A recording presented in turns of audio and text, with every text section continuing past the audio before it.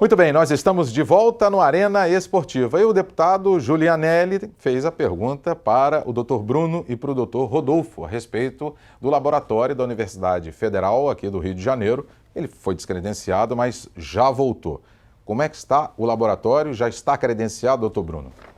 Ele está credenciado desde julho do ano passado, desde julho, desculpe, desse ano. Mas houve o ABCD, né, que é a Autoridade Brasileira de Controle do Dopagem, junto com o Ministério do Esporte. E o senhor, tanto o doutor Rodolfo, fazem parte da associação, né? Da ABCD, da autoridade. ABCD, isso, da autoridade, perdão. Investiam muito dinheiro lá para reformar o laboratório. Antigamente ele ficava no 5º andar do Estúdio de Química, agora tem um prédio de 5 andares. É exclusivo do laboratório? Exclusivo do laboratório, com equipamento. E gastaram mais, em torno de 140 milhões para material e infraestrutura, tudo isso. Então agora está realmente a nível internacional o laboratório.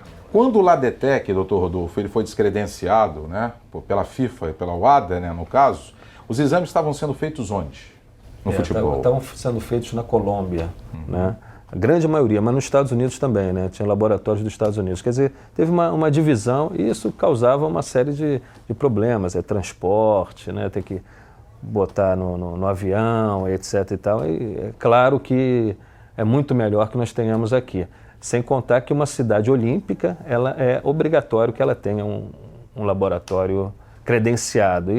E voltando até, respondendo a mesma pergunta, se ele foi credenciado pela UADA, não tem dúvida nenhuma da credibilidade do laboratório. Deputado, a resposta foi dada. Sim. Inclusive a ABCD tem feito muitos eventos, nesses eventos testes, tem feito muito controle de dopagem. Tanto em competição, fora de competição. Então o laboratório está sempre em atividade. Investimento foi feito, deputado. Sim, não, eu fico tranquilo, porque eu sei da competência dos nossos profissionais. Mas só isso, Rui, não resolve. Se nós não tivéssemos tido investimento na tecnologia, nós não teríamos condição de garantir que aquele teste... E imagina se nós fôssemos questionados a respeito de um resultado. É verdade. Né? Então a nossa responsabilidade é muito grande como país olímpico. Doutor Bruno, os casos de doping acontecem aí no mundo inteiro, né? Há uma explicação para que os atletas utilizem substâncias proibidas? De duas maneiras, né? Uma por um dolo, melhor performance, e a outra por descuidado, né? Em alguns esportes, esse descuido é maior, né? Esportes coletivos, a gente vê que é maior. Esportes individuais, a gente vê que é mais dolo, né? A pessoa depende dele mesmo, né? Quer dizer, ele precisa de ele melhorar, ele ter uma melhor performance, tudo, né? Isso, então é mais comum você ver nesse caso de dolo em esportes individuais. Para que o telespectador da TV Alerj compreenda, doutor Rodolfo, quando dá positivo, é feita a contraprova. Certo. Na contraprova, o atleta está presente no exame? Está presente o atleta e um representante do atleta. Normalmente, se for o futebol, normalmente vai o atleta e o médico do clube. E o frasco B, ele está congelado, ele é retirado do congelador, é aberto com um lacre que não tem como, é aberto na frente do atleta. Perfeito. Né? Nesse lacre que o doutor... É bom salientar uma coisa, porque quando se faz a coleta, num jogo, quando você colhe a urina, você colhe em frasco A e B. A mesma urina é A e B. Não tem o nome do atleta? Não, é o que? Não tem. Número? É um número. Mas já colhe na hora... Então, quando dá um positivo no ar, não é que seja uma outra urina. É a mesma urina. É a mesma urina que está ali. É a mesma urina daquele dia. Daquele dia. E tem atleta que demora a fazer ali o xixi na hora? Com certeza. Aí faz o quê? Bebe cerveja ou bebe água? Pode beber cerveja? Não. Cerveja não pode, álcool não pode. Não. É água? Água e o refrigerante. Refrigerante pode? Pode. Aí vocês ficam ali horas e horas? Infelizmente. Já ficaram quanto tempo? O meu máximo? 5 horas e meia no futebol. 5 horas e meia esperando um atleta para fazer xixi? Eu tive um que foi mais tempo. É mesmo? Foi mais tempo. Aqui no Rio? Foi aqui no Rio.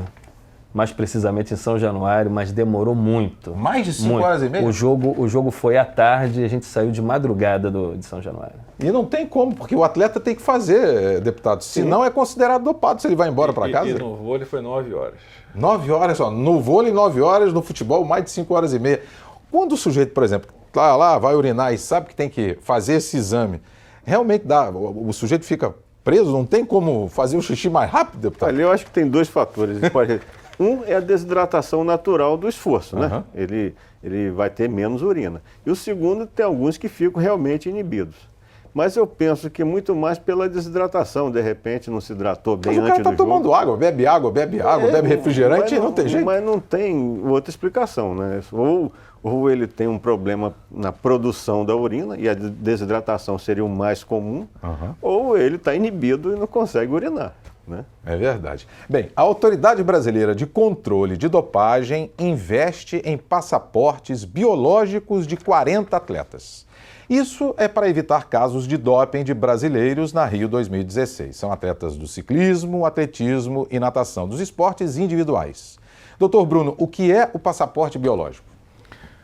O passaporte biológico é uma maneira indireta de você fazer um controle, né? O controle do determinado atleta. Controle direto é aquele que você colhe urina e dá positivo.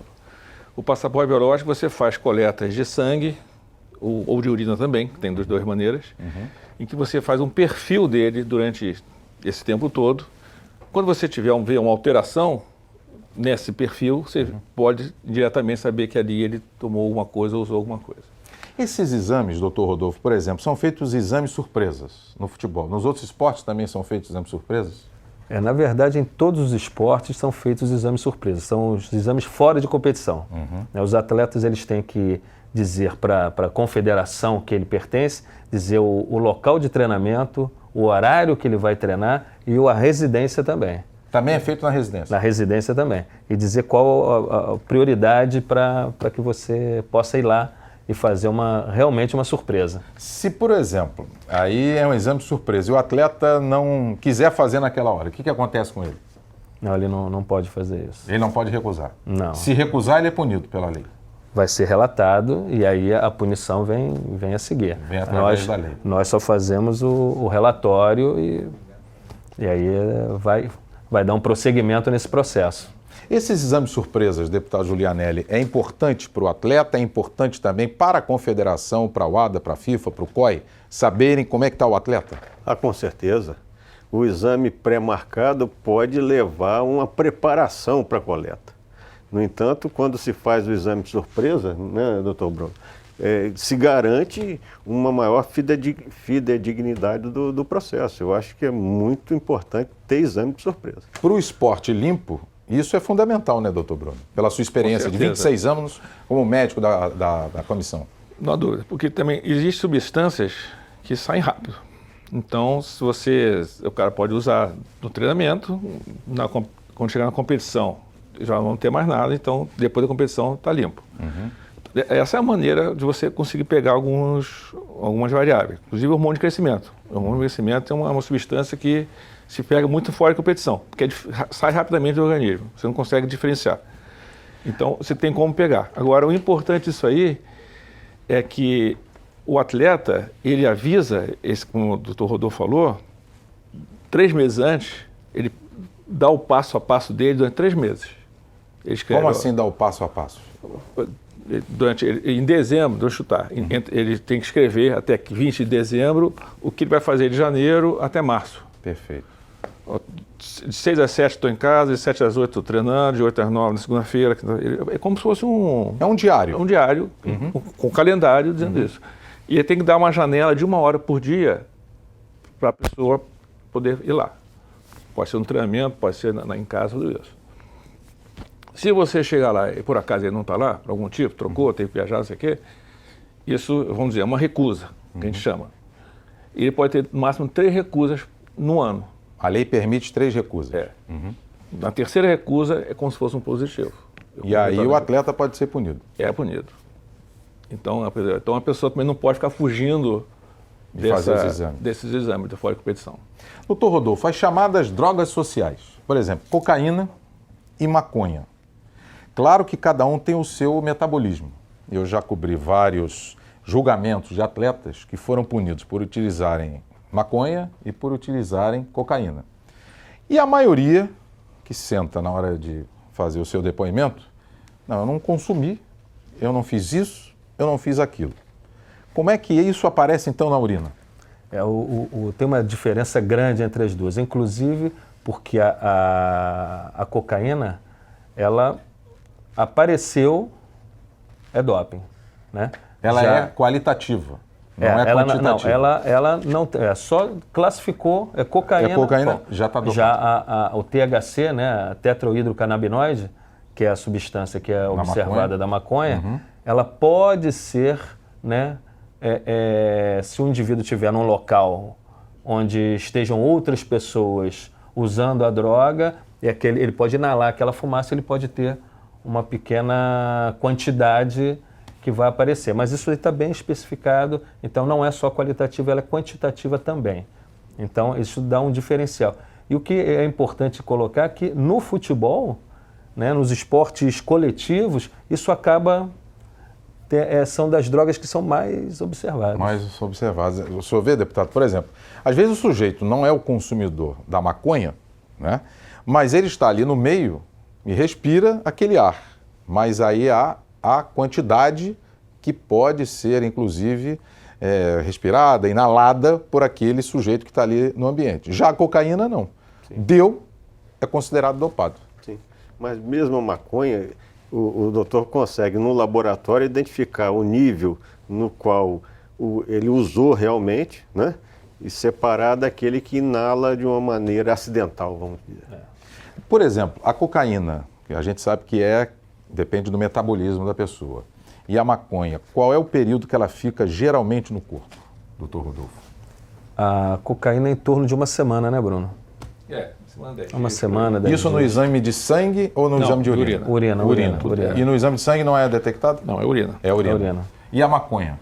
É o mesmo período. Mesmo período, mais ou menos. Então, às vezes o atleta faz o uso numa véspera, numa antivéspera, né? E aí depois vai jogar e dá positivo. E ele não tem como no ano passado, dizer que não usou, né? No ano passado houve essa mudança, né?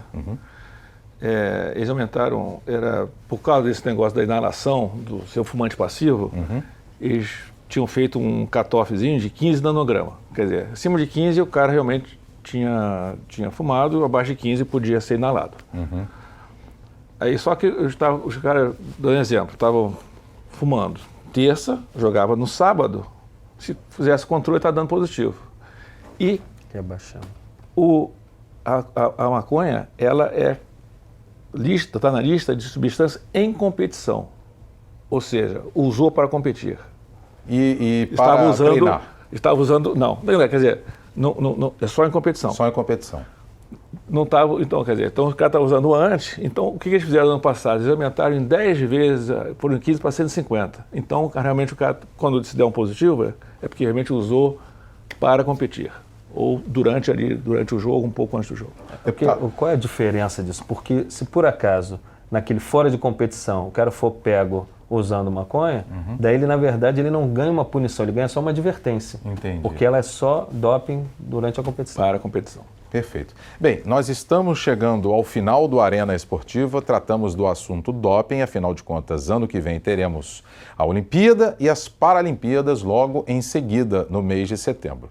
O tema foi doping e eu quero agradecer a presença do deputado Dr. Julianelli, né, da Rede Sustentabilidade, que mais uma vez veio aqui no Arena Esportiva nos engrandecer aqui. Obrigado, deputado. Obrigado, eu agradeço e para mim foi uma tranquilidade saber dos nossos convidados que estamos em condição realmente de cumprir o nosso papel dentro dessa Olimpíada, pelo menos no que se refere à investigação de possíveis casos de doping. Com certeza. Também ao doutor Bruno Borges da Fonseca, que é membro da Comissão Nacional de Controle de Doping. Obrigado, doutor Bruno. Eu que agradeço, Rui, pelo convite. E também o doutor Rodolfo Alckmin, que também é membro da Comissão Nacional de Controle de Doping. Obrigado. Eu agradeço o convite, porque programas assim de divulgação é que nos ajudam muito a combater o doping. Com certeza. Bem, você também pode assistir o programa pela internet no nosso site. É o www.tvalerge.tv e mandar sugestões para o nosso e-mail arenaesportiva@tvalerge.tv. TV Alerge, o canal do povo fluminense.